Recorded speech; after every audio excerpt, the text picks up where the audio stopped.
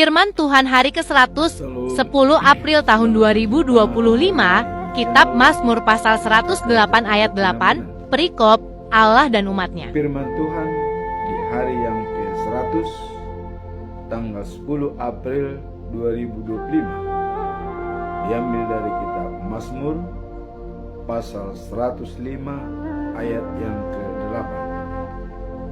Allah dan umatnya. Sebagai nats adalah sebagai berikut. Ia ingat untuk selama-lamanya akan perjanjiannya, firman yang diperintahkannya kepada 1000 angkatan. Bahasa Indonesia sehari-hari adalah demikian. Ia selalu ingat akan perjanjiannya. Janjinya berlaku selama-lamanya. Dalam bahasa Batak Toba Siganupari di dok songonon. Ingoton nado baga-bagana saleleng-leleng, akka baga-bagana tu maribu sundut. Itulah firman Tuhan hari ini. Kita tetap masuk dalam pedoman bulan April dengan topik menghayati pengampunan dosa dan kebangkitan Yesus melalui pengakuan dan kesaksian kekuasaan Tuhan. Dijabarkan dalam Roma pasal 6 ayat 4. Dengan baptisan itu kita dikubur dengan Kristus dan turut mati bersama-sama dengan Dia, supaya sebagaimana Kristus dihidupkan dari kematian oleh kuasa Bapa yang mulia, begitupun kita dapat menjalani suatu hidup yang baru. Itulah ayatnya. Dengan baptisan kudus, kita telah bersatu dengan Tuhan Allah, Yesus Kristus, dan Roh Kudus. Dan kematian dan kebangkitannya menjadi satu dengan kita. Kematian adalah kuasa iblis karena dosa, tapi kebangkitan adalah kuasa Allah karena dapat memenangkan pertandingan tersebut.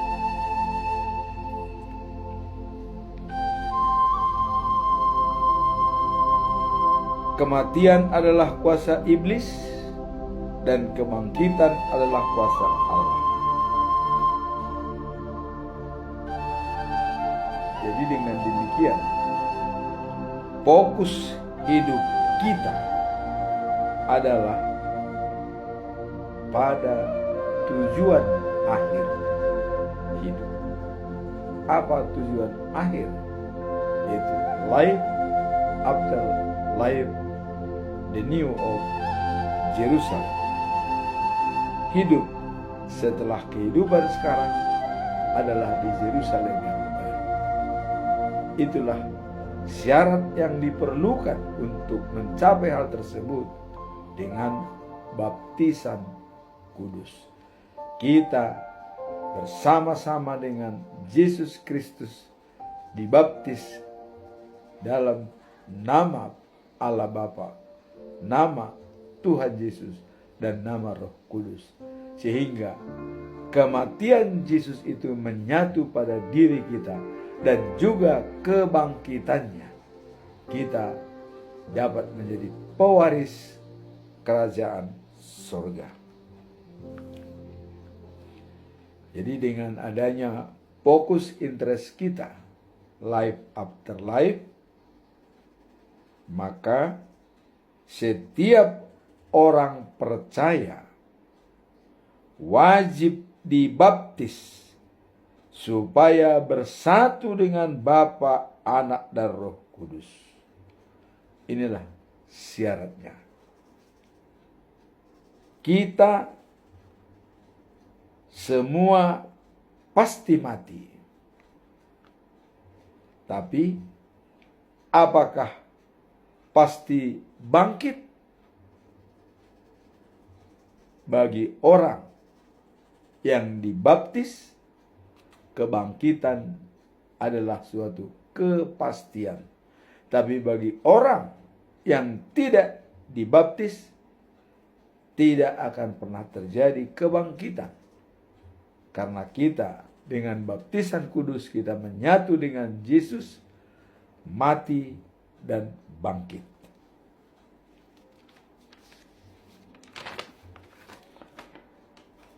Itulah pedoman kita selama bulan April. Kita dibaptis dalam arti bersama-sama dengan Yesus Kristus dalam kematiannya dan kebangkitannya. Kita masuk dalam perikop hari ini. Diambil dari kitab Mazmur pasal 105 ayat 8. Allah dan umatnya.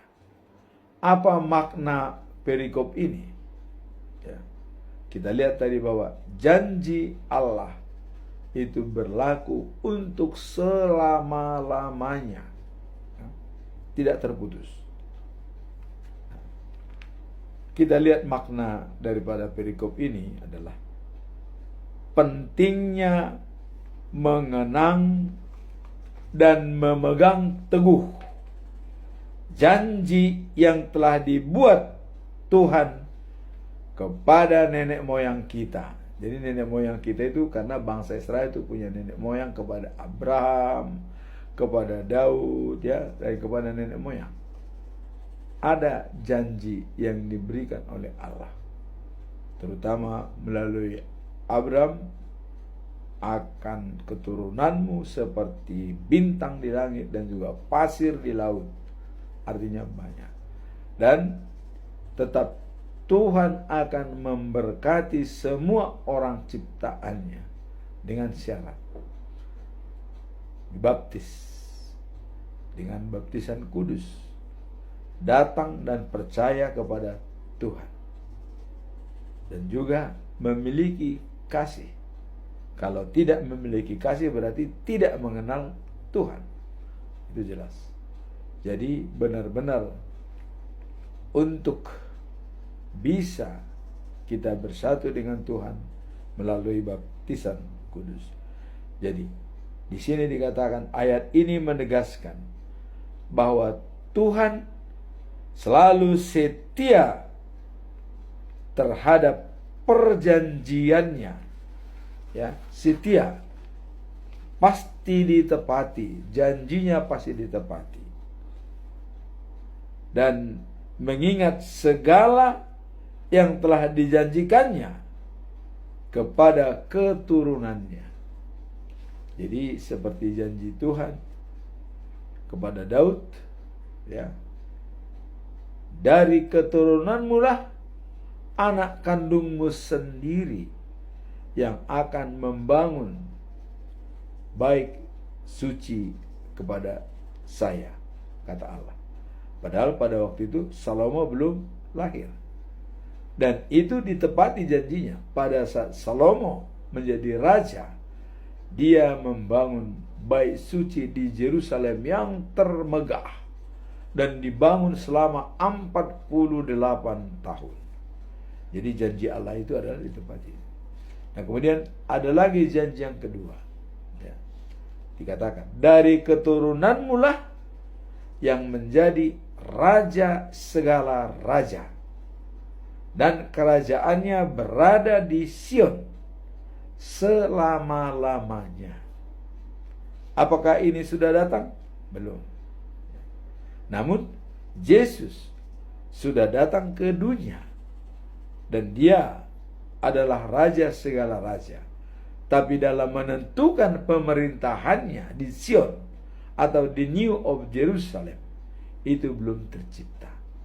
Kita tunggu kedatangannya.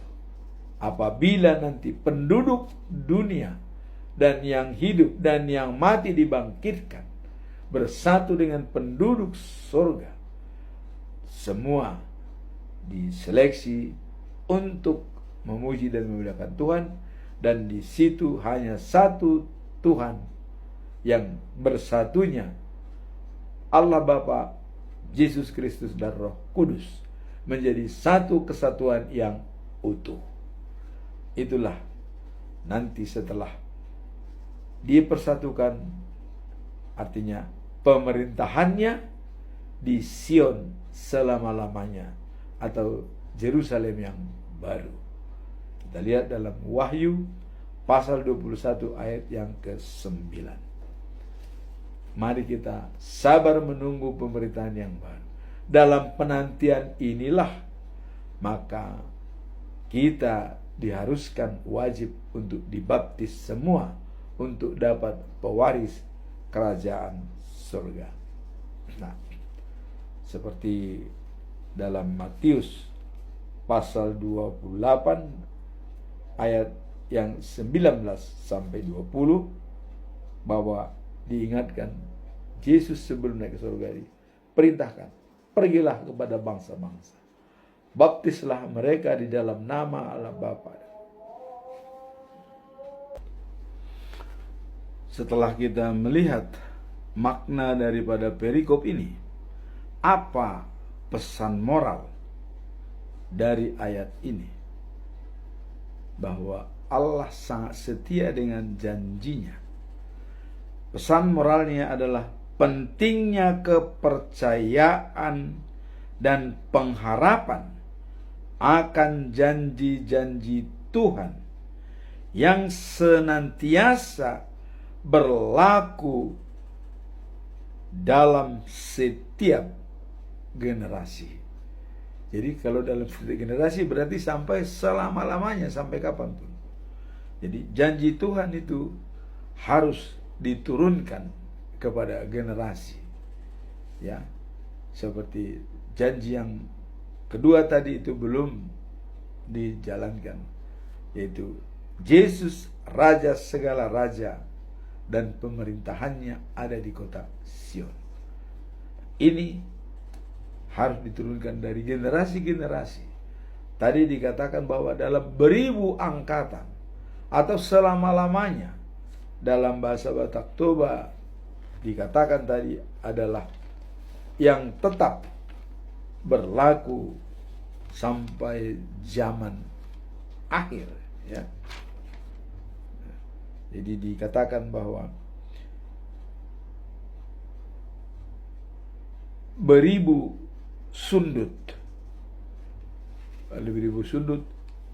boleh dikatakan selama-lamanya sampai kedatangan Dia ke bumi ini untuk memimpin langsung dan seraja segala raja.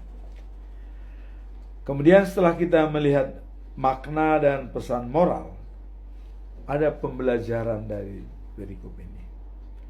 Ada 3 yang harus kita lihat. Pertama, dalam kehidupan sehari-hari kita diingatkan untuk senantiasa mengingat kebaikan Tuhan. Jadi selalu kita ingat kebaikan Tuhan apa dalam kehidupan kita sehari-hari, ya. Dalam hidup kita, dan tidak melupakan karya-karyanya yang diterima. Apa karya-karya Tuhan? Mari kita renungkan. Mungkin pengalaman hidup kita, terutama yang sudah berusia 70 tahun ke atas, itu banyak suka dukanya bersama Tuhan. Dan pengalaman-pengalaman itu wajib juga kita ceritakan kepada generasi-generasi untuk mereka dapat paham bahwa kebaikan-kebaikan Tuhan itu sangat-sangat kita rasakan, sehingga kita bisa berumur panjang sampai 70 tahun. Tanpa ada kebaikan Tuhan pada diri kita, tidak bisa kita mencapai umur seusia itu. Inilah yang perlu kita wariskan juga kepada generasi-generasi muda kita. Nah, kemudian pembelajaran yang kedua, bagi yang berusia lanjut, pengalaman hidup ya bersama Tuhan adalah kewajiban untuk berbagi ya iman dengan generasi penerus, ya, bahwa Tuhan setia dan kasih. Jadi pengalaman hidup kita wajib kita berbagi dengan generasi penerus, anak-anak kita, saudara-saudara kita. Pembelajaran yang ketiga adalah ayat tersebut di atas menunjukkan setianya Tuhan terhadap janji-janjinya, meskipun ya waktu berlalu, Tuhan selalu mengingat dan memenuhi janjinya. Ya. Salah satu contoh, Yerusalem. Ya. Pada saat Salomo membangun Yerusalem, begitu megah, begitu masyhur. Tetapi Tuhan juga berjanji apabila bangsa Israel menyimpang dan tidak setia, itu bisa diratakan oleh musuh. Pada kenyataannya itu terjadi. Yerusalem hancur berantakan dan tembok-temboknya semua hancur rata, tidak berbekas. Kenapa? Karena ketidaksetiaan bangsa Israel kepada Tuhan. Maka bangsa Israel dibuang ke Babylon selama 70 tahun. Coba kita lihat. Seumur daripada seorang dewasa. 70 tahun di pembuangan. Apa yang terjadi? Penderitaan. Ya, dan penindasan. Perbudakan. Tetapi Tuhan berjanji, akan ku kembalikan kembali ke Yerusalem. Satu pun tidak ada yang tinggal, termasuk hamba-hambanya semua akan dikembalikan oleh Tuhan. Itu janji. Apakah itu ditepati? Jelas.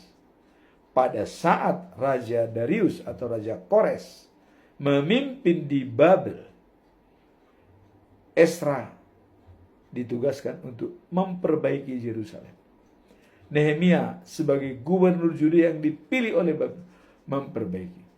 Sehingga terjadilah eksodus besar-besaran dari Babelonia untuk pindah ke Yerusalem dan Yudea. Termasuk perangkat-perangkat baik suci yang pernah dibawa diangkut dari Yerusalem dikembalikan ke Yerusalem. Pada saat itulah terjadi pesta pondok daun di Yerusalem. Mengambil daun-daun yang rindang, pohon kurma, ya, dan juga semua daun-daun dijadikan pondok-pondok karena tidak menampung mereka untuk ada berdiam di bawah atap rumah karena udah porak-poranda. Dibuatlah pondok-pondok daun sebagai tempat mereka untuk berlindung dan merayakan di sana, dipimpin oleh Nehemia. Dan firman Tuhan, hukum-hukum Tuhan dibacakan oleh Esra mulai dari pagi sampai setengah hari, selama 7 hari, hari terakhir. Nehemia merintahkan semua bangsa Israel suruh berdiri, dan yang non-Israel tidak usah berdiri, tapi semua bangsa berdiri menyatakan maaf, dan juga kesetiaan kepada Tuhan setelah dibacakan hukum-hukum Taurat oleh Esra. Itulah janji Tuhan, mengembalikan ternyata kembali. Nah, jadi janji-janjinya itu ditepati. Demikian juga lah janji Tuhan kepada kita bahwa nanti raja segala raja adalah keturunan Daud, yaitu Yesus sudah datang dan dia naik ke surga, akan datang kembali, dan pemerintahannya di Sion selama-lamanya. Itulah akhir daripada dunia ini. Dunia lama akan dihabiskan, laut, langit, diciptakanlah langit dan dunia baru. Itulah Yerusalem yang baru. Kalau kita coba simak luas kotanya, 2.400 km tinggi, lebar, panjang, dan temboknya 60 meter terbuat dari mutiara. Pondasi dari jenis batu permata 12 lapis, dan di situ tertulis nama-nama dari rasul minus Judas Iskariot. Tidak ada nama 12 rasul. Dan pintu gerbang daripada Yerusalem yang baru itu di sebelah selatan 3 pintu, sebelah utara 3 pintu, sebelah barat 3 pintu, sebelah timur 3 pintu gerbang. Dan tiap-tiap pintu tertulis nama daripada 12 suku yang sudah tercatat dalam Alkitab. Itu janji nantinya. Kapan itu terjadi? Sabar. Bisa zaman kita, bisa pada zamannya akan datang.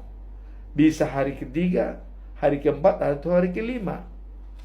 Kalau hari kelima berarti 5.000 tahun 5.000. Hari ke-6 tahun 6.000. Karena satu hari bagi Tuhan 1.000 tahun bagi manusia.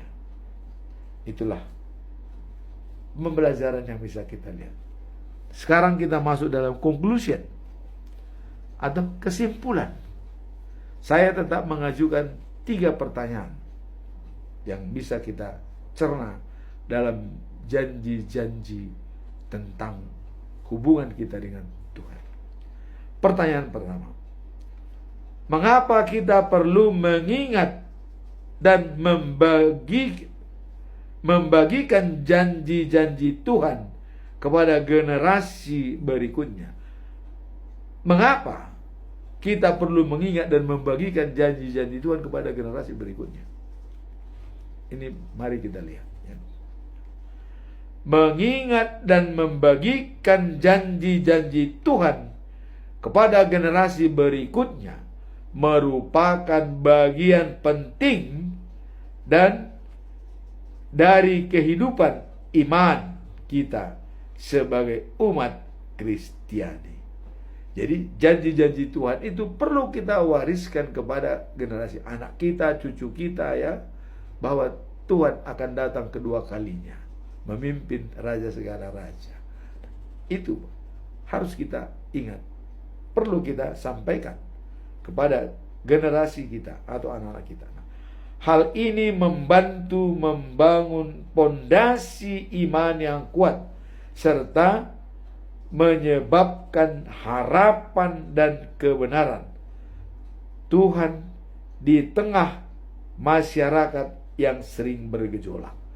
Jadi dengan adanya ketidaktenangan di masyarakat bahwa janji Tuhan itu akan nyata, itu bisa membangun pondasi yang kuat supaya punya landasan bahwa ada yang lebih baik yang akan kita terima, yang telah dijanjikan oleh Tuhan.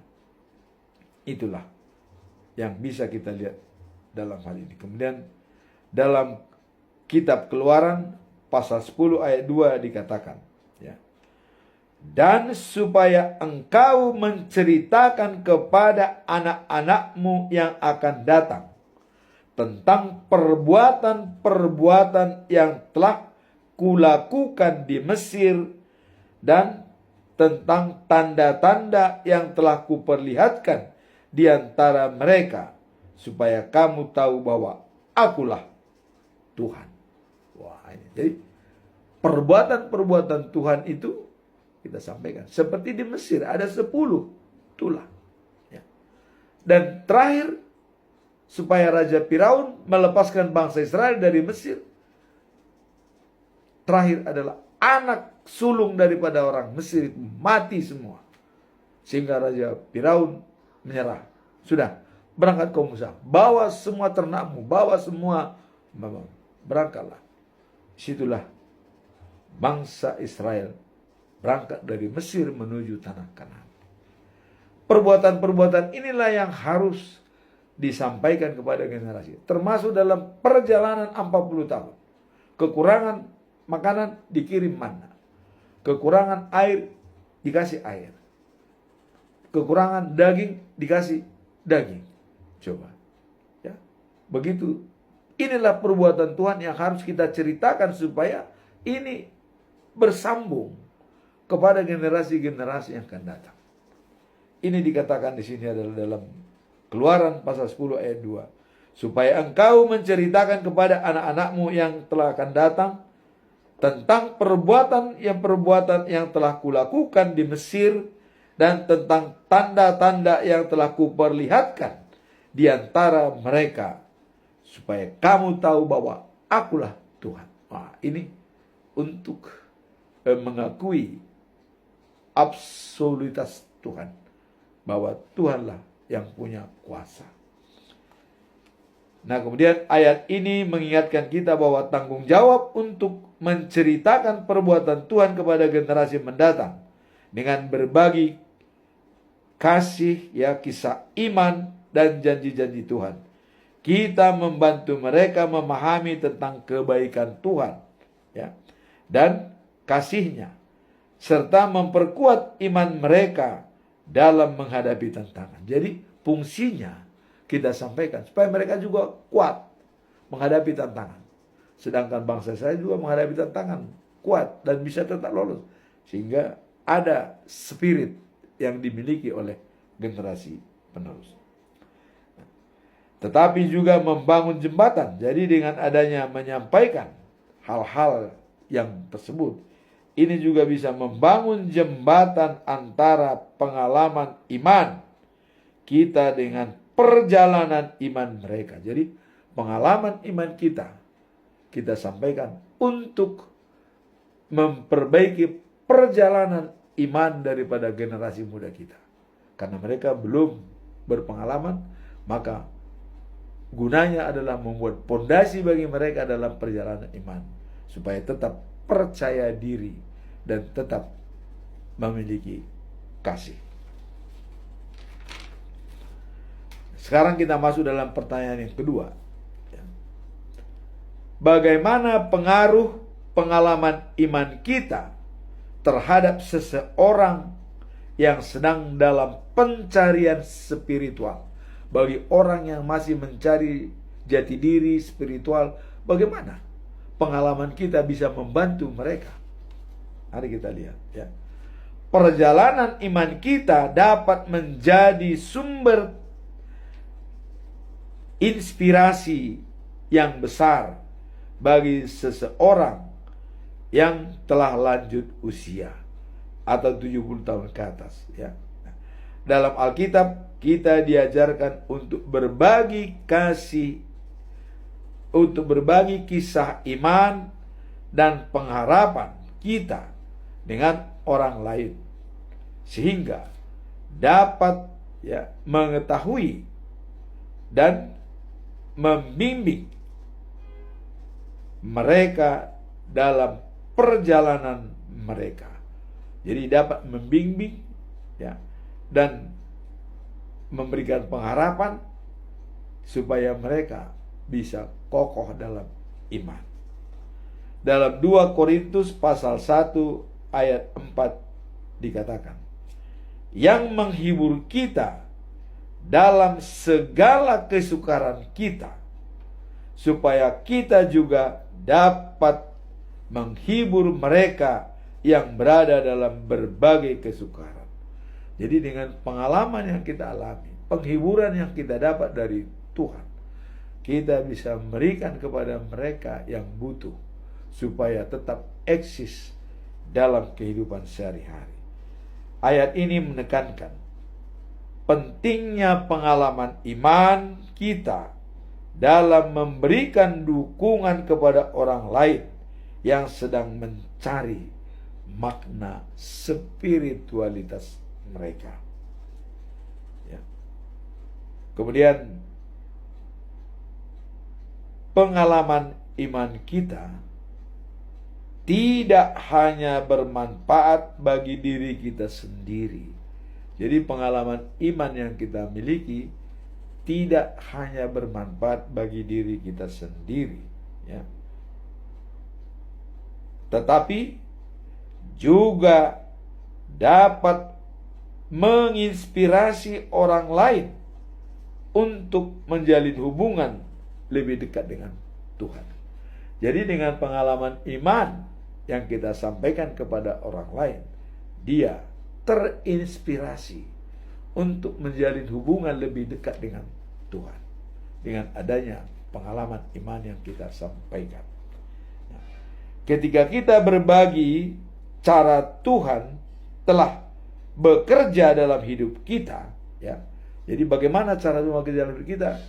Pengalaman kita, ya. Itu bisa memperkuat, ya, kegairahan seseorang yang sedang mencari jawaban dalam pencarian spiritualnya. Jadi dengan cara kerja Tuhan dalam hidup kita, kita sampaikan kepada orang lain, ini bisa menjadi pedoman hidup dia untuk meningkatkan spiritualitas dia bersama dengan Tuhan. Nah, pengalaman pribadi perlu kita sampaikan apa yang pernah kita alami sehingga mereka dapat mengerti dengan baik.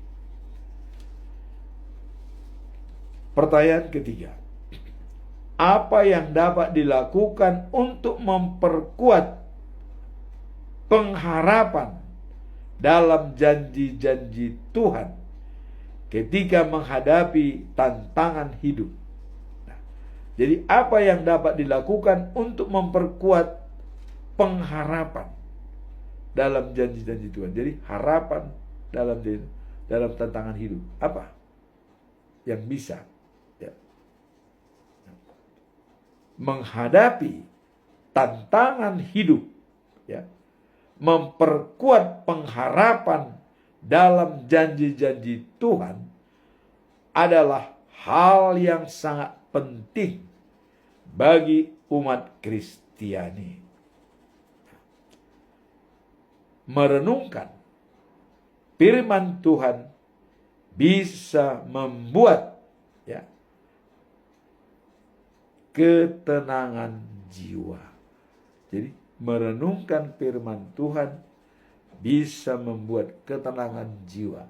Tadinya kita sudah galau atau sudah khawatir, ya, tapi dengan baca firman Tuhan bisa memberikan ketenangan jiwa. Roma pasal 15 ayat 13 dikatakan, semoga Allah sumber pengharapan memenuhi kamu dengan seluruh sukacita dan damai sejahtera dalam imanmu, supaya oleh kekuatan Roh Kudus kamu berlimpah-limpah dalam pengharapan. Inilah yang ditulis oleh Paulus dalam Roma pasal 15 ayat 13. Semoga Allah sumber pengharapan itu memenuhi kamu dengan seluruh sukacita dan damai sejahtera di dalam imanmu, supaya oleh kekuatan Roh Kudus kamu berlimpah-limpah dalam pengharapan. Jadi dengan kekuatan Roh Kudus kita dapat mendapatkan berlimpah-limpah berkat. Ayat ini mengingatkan bahwa Allah adalah sumber pengharapan yang sejati. Ketika menghadapi tantangan hidup, percaya pada janji-janji Allah dapat memberikan sukacita damai yang melampaui segala akal dan memberikan apa yang berguna bagi kita. Ya, yaitu kita dituntun di jalan kita yang tempuh dan memberikan yang berfaedah bagi kita. Apa yang berguna, mengajarkan kita untuk hal-hal yang berguna dan menuntun kita di jalan yang kita tempuh. Seperti dalam Yesaya pasal 48 ayat 17 dikatakan begini. Beginilah firman Tuhan, penebusmu yang maha kudus, Allah Israel. Akulah Tuhan Allahmu yang mengajar engkau tentang apa yang memberi faedah, yang menuntun engkau di jalan yang harus kau tempuh. Ini sangat lengkap. Tuhan mengatakan, akulah Tuhan Allahmu. Berarti tidak ada Allah lain. Dikatakan di sini, yang mengajar engkau tentang apa yang berfaedah, apa yang memberi faedah, apa yang berguna. Jadi Tuhan selalu mengajarkan kita tentang apa yang berguna. Kemudian, yang menuntun engkau di jalan yang harus kau tempuh. Jadi, kalau kita sudah percaya kepada Tuhan, yakin kepada Dia, datang kepada Dia, Dia akan mengajarkan kita ajaran yang bermanfaat bagi kita dan menuntun kita di jalan yang kita tempuh. Inilah jaminan bagi kita dan boleh dikatakan sebagai janji Allah yang akan dipenuhi dalam setiap langkah kita. Ini bisa menjadi pedoman hidup kita di jalan yang kita tempuh sehari-hari. Semoga firman Tuhan pada hari ini bisa menjadi kekuatan bagi kita dalam menjalankan kehidupan kita sehari-hari. Amin. Tuhan memberkati kita semua.